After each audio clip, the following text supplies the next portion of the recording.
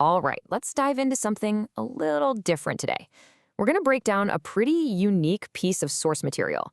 This isn't a study or an article, it's a direct message, supposedly for all of humanity from a mysterious voice. And it kicks off with a really powerful plea. Right off the bat, you hear this come home, come home, come home. It's so personal, so urgent. It feels like someone is pleading with you. But who is speaking? And what on earth does come home even mean? That's what we're going to get into.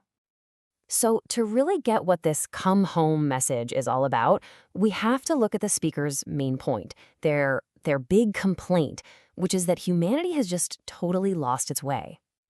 And right away, the speaker makes it clear.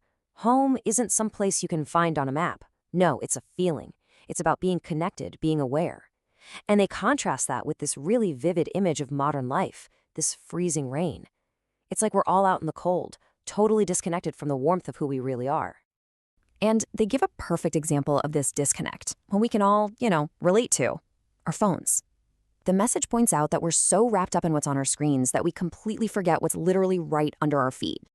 And you can see the choice we're making, right? It's laid out so clearly. On one side, you've got the cell phone, which, let's be honest, can feel like our whole universe.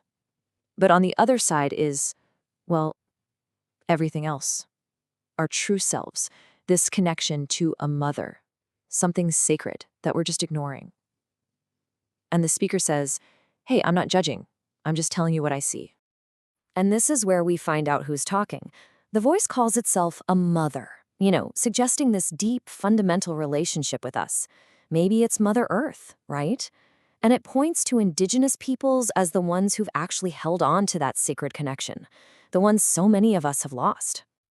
Okay, so we've got the problem, we're disconnected. Now, the message shifts gears. It's going to lay out a full diagnosis of what happens when a world lives like this. And wow, this diagnosis does not pull any punches. It uses these really strong images, like saying we've paved paradise to put up a parking lot, or that we're throwing garbage into our living room. The message ties all this destruction directly to a political system that it says cares way more about profits than the planet. And the result? Just chaos. Yeah, and at the core of all that chaos is a really sharp critique of our priorities as a planet. The message is basically saying we have all these resources, and what are we doing with them? We're spending them on fighting each other instead of actually solving our problems. And to really hammer this point home, the message gets specific. It points to the war in Afghanistan. And it asks this really pointed question. How many trillions of dollars have just been wasted? From this perspective, it's not about winning or losing. It's that the whole idea of war is just obsolete. It's a waste. So after hitting us with that really grim diagnosis, the message changes its tone. It doesn't just leave us with the problems. It actually offers up a pretty clear prescription for how we can get back on track, how we can find our way home. And that prescription starts with a number, a huge one, trillions of dollars. The message really wants you to just sit with that for a second. Think about the sheer scale of what we spend on war, because what it suggests next is a complete reinvestment of that money. And the plan it lays out is pretty simple, really. Just 4 steps. Step 1, stop pouring money into what it calls these obsolete wars. Just turn off the tap. Step 2, take all that money and start cleaning up the environment. Step 3, invest in people, education, infrastructure. And finally, step 4, spread that wealth around to solve poverty and hunger for good. Now, you might be thinking this is all about politics, right? Money, policy. But the source says no. The real foundation for all this change is way simpler. It's just kindness. The argument is that if people are genuinely kind, they'll automatically create systems and laws that are good for everybody. It's the root of everything. And it takes that big idea of kindness and turns it into a super practical voter's guide. The advice is basically this. Vote for people who are decent and kind. Get rid of what it calls the old negative energies of power over others.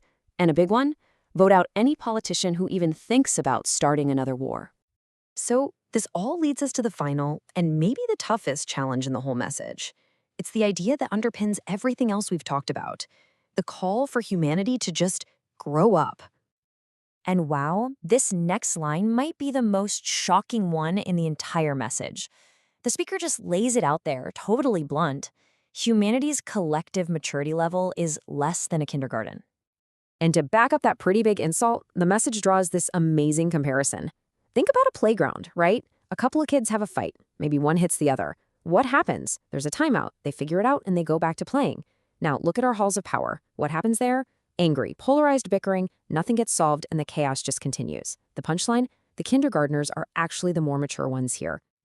But here's the kicker. The message doesn't just blame the politicians, nope.